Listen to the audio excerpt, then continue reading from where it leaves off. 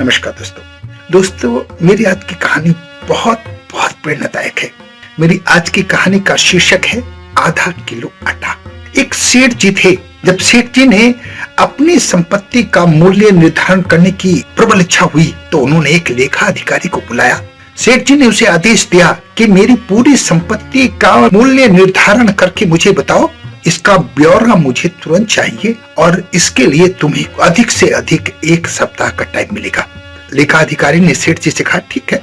अब लेखा अधिकारी अपने काम में लग गए और उन्होंने जब 1 हफ्ते बाद सेठ जी के पास आकर कहा, सेठ जी, आपके पास इतनी संपत्ति है कि आपकी 7 पुश्तें आसानी से अपना जीवन यापन कर लेगी। तब सेठ जी के मन में एकदम से आया कि मेरी 7 पुश्तें आसानी से खा पी लेंगी, 8वीं पुश्त भूखी मरेगी। इस बात को लेकर उन्हें चिंता हो गई। इस चिंता में वो दिन रात ग्रस्त हो गए। उन्हें तनाव रहने लगा। उन्होंने लोगों से मिलना जुलना छोड़ दिया, घर वालों से बात करनी बंद कर दी। घर वाले सेठ जी की हालत देखकर बड़े परेशान हो गए। अब सेठ जी का स्वास्थ्य दिन पर दिन गिरता चला जा रहा था।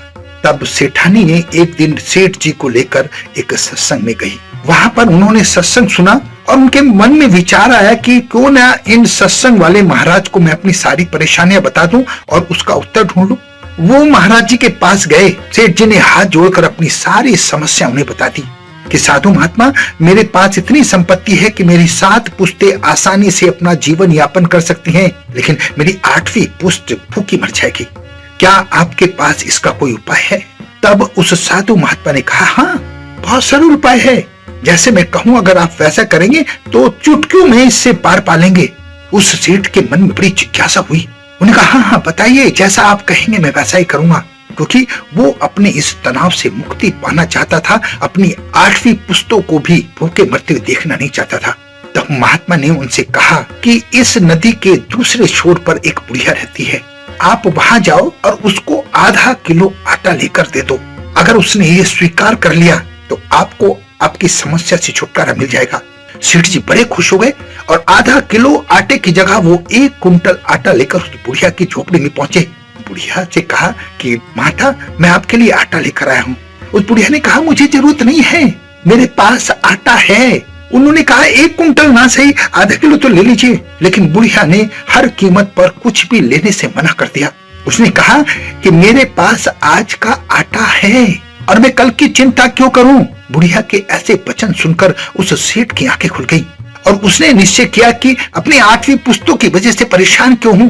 ये बुढ़िया देखो कल की चिंता नहीं कर रही, इसके पास सिर्फ आज का आटा है और ये फिर भी खुश है, मस्त है, और मैं अपनी 8वीं पीढ़ी की चिंता में तनावग्रस्त हूँ। मेरी चिंता का कारण अभाव नहीं, तृष्णा है। वाकई तृष्णा का कोई अंत नहीं होता है। दोस्तों, इस तृष्णा को जितनी जल्दी हो अपने आप से दूर कर दीजिए। जितना पर्याप्त आपको ईश्वर ने दिया है उसमें मस्त रहिए, खुश रहिए। यही जीवन जीने का एक मंत्र है। यही इस कहानी को बताने का मेरा आज का मोटिव था। अपना बहुत ध्यान रखें, हंसते रहें, मुस्कुराते रहें, खुश रहें। धन्यवाद।